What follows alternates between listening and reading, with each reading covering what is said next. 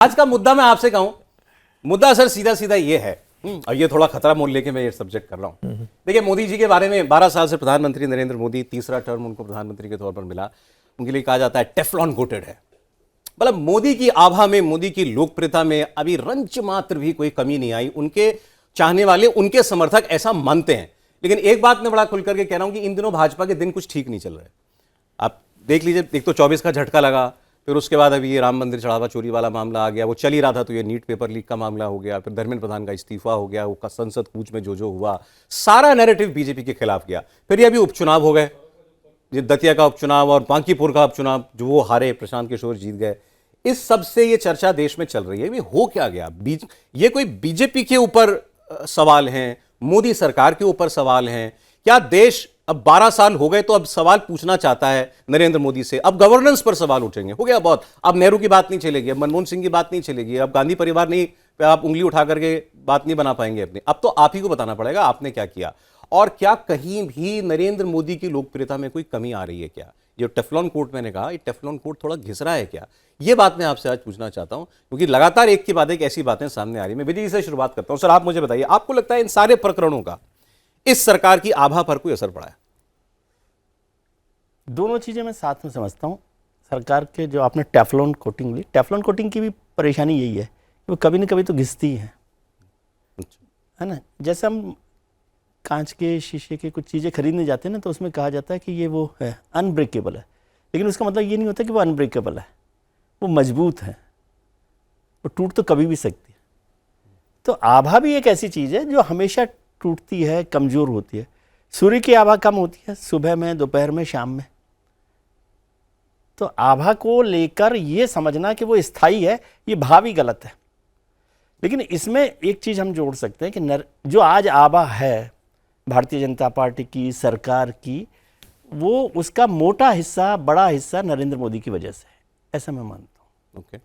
और जब आप ये कहते हैं कि नरेंद्र मोदी की वजह से ये बड़ा हिस्सा है, तो यदि कम हुई होगी तो उनकी आभा ही कम हुई होगी, तब हुआ होगा। सूरज ढलने लगे, सूरज ढल रहा है सर? नहीं, ढलने लगे तब वो कम होता ना। अभी ढल नहीं रहा, लेकिन आप उस आभा से कम आए। और मुद्दा ये आभा बहुत ब्लैंकेट वो है सवाल कि आप कम हो रही है, लोकप्रियता कम हो रही है, ऐसा नहीं है। एक 10 साल की सरकार हो गई, 12 साल की सरकार हो गई, तो लोगों के सवाल हैं। और अब वो जो आपने बहुत अच्छी बात कही कि एक्सक्यूजेज नहीं चलते। 12 साल बाद तो अब आपको जवाब देना पड़ेगा। आपने कहा गांधी परिवार, नेहरू जी, नेहरू को याद करते करते 12 साल सरकार चला लिया आपने। अब नेहरू आपके बचाव में नहीं आ सकते, ठीक है।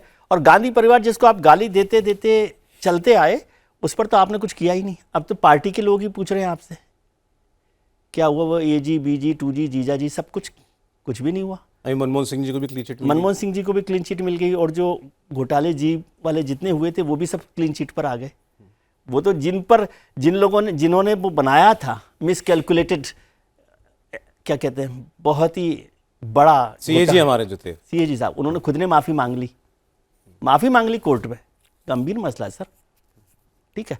लेकिन पॉलिटिक्स में ये चलता रहता है कि आरोप लगते हैं, उनको कानून में जाता है कि नहीं जाता। क्या जो एक बड़ा हमने बनाया था 2014 को याद कीजिए, 2013 में जब नरेंद्र मोदी दिल्ली सबसे पहले आए, तो उन्होंने एक सपना दिया आपको कि अच्छे दिन आएंगे। क्या वो अच्छे दिन आ गए? ये सवाल अब जनता पूछ रही है। ऐसा नहीं कि खराब हो गई स्थिति, लेकिन क्या वो वाले अच्छे दिन आ गए जिसका वादा आपने किया? तो वो नहीं होता। और एक हमको हमेशा ये होता है कि हम डिससेटिस्फाइड रहते हैं, वो डिससेटिस्फैक्शन लगातार बढ़ता जा रहा है। और जो सबसे बड़ी समस्या मुझे लगती है वो ये है कि इस सरकार में नरेंद्र मोदी हैं, प्रधानमंत्री हैं, वो बुलेट ट्रेन है, और बाकी जो ट्रेन है वो किस पर चल रही है मुझे नहीं पता अभी।